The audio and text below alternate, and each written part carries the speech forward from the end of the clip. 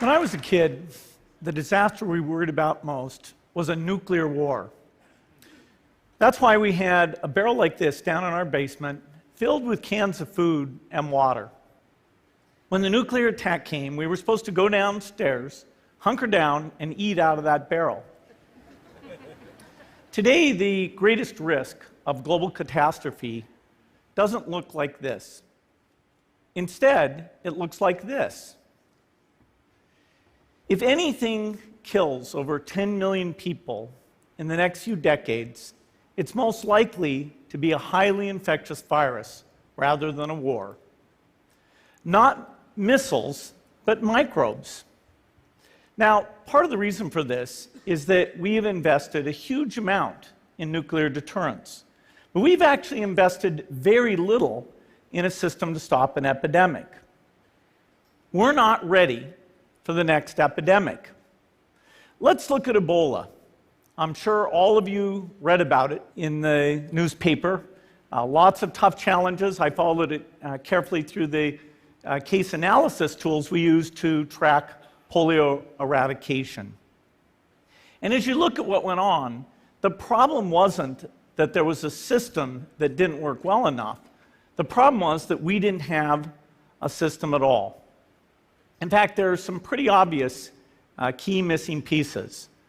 We didn't have a group of epidemiologists ready to go who would have gone, seen what the disease was, see how far it had spread. The case reports came in on paper.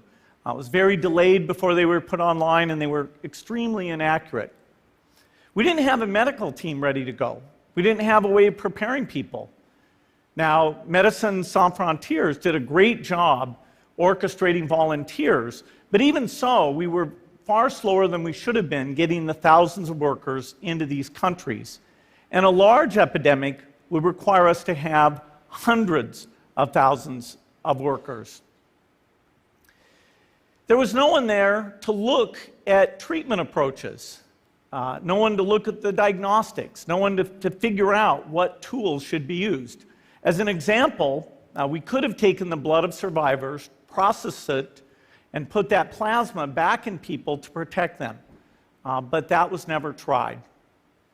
So there was a lot that was missing, and these things are really a global failure.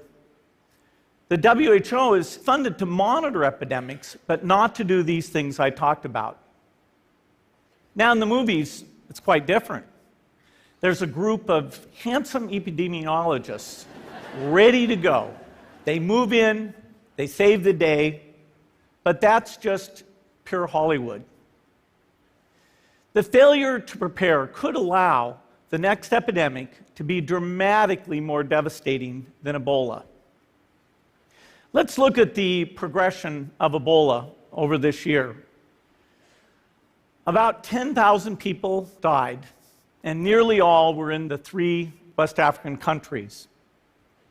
There's 3 reasons why it didn't spread more. The first is there was a lot of heroic work by the health workers. They found the people and they prevented more infections. The second is the nature of the virus. Ebola does not spread through the air. And by the time you're contagious, most people are so sick that they're bedridden.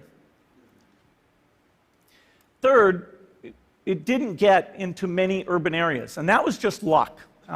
If it had gotten into a lot more urban areas, the case numbers would have been much larger. So next time, we might not be so lucky. You can have a virus where people feel well enough while they're infectious that they get on a plane or they go to a market. The source of the virus could be a natural epidemic like Ebola, or it could be bioterrorism. And so there are things that would literally make things 1,000 times worse. In fact, let's look at a model of a virus spread through the air like the Spanish flu back in 1918. So here's what would happen. It would spread throughout the world very, very quickly. And you can see there's over 30 million people die from that epidemic. So this is a serious problem. We should be concerned. But in fact, we can build a really good response system. We have the benefits of all the science and technology that we talk about here. We've got cell phones to get information from the public and get information out to them. We have satellite maps where we can see where people are and where they're moving. We have advances in biology that should dramatically change the turnaround time to look at a pathogen and be able to make drugs and vaccines that fit for that pathogen. So we can have tools, but those tools need to be put into an overall global health system, and we need preparedness. The best lessons, I think, on how to get prepared are, again, what we do for war. For soldiers, we have full-time waiting to go. We have reserves that can scale us up to large numbers. NATO has a mobile unit that can deploy very rapidly. NATO does a lot of war games to check, are people well trained? Do they understand about fuel and logistics and the same radio frequencies? So they are absolutely ready to go. So those are the kinds of things we need to deal with an epidemic. What are the key pieces? First is we need strong health systems in poor countries. That's where mothers can give birth safely, kids can get all their vaccines, but also where we'll see the outbreak very early on. We need a medical reserve corps, lots of people who've got the training and background who are ready to go with the expertise.